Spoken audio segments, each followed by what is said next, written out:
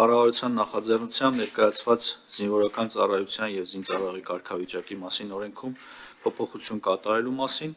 օրենքի նախագծի համաձայն նախատեսվում է շարքային կազմի պարտադիր զինվորական ծառայության 24-ամսյա ժամկետը փոխարինել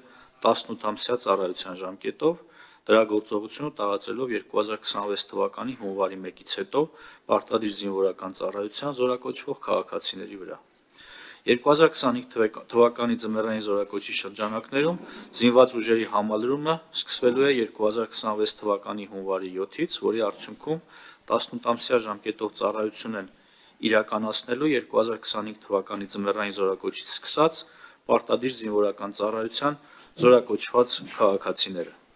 Ծառայության ժամկետի կրճատումը չի տարածվելու 2026 թվականի հունվարի 1-ի դրությամբ պարտադիր զինվորական ծառայության մեջ գտնվող զինծառայողների վրա։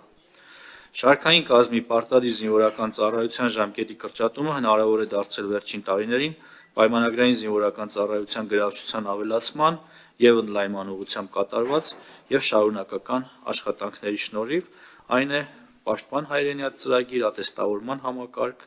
արհեստավար սերժանտական համակարգ եւ այլն։ Շարքային կազմի պարտադիր զինվորական ծառայության ժամկետի կրճատման ուղղությամբ քայլերի նախաձեռնումը նախատեսված է կառավարության 2021-26 թվականների ծրագրով,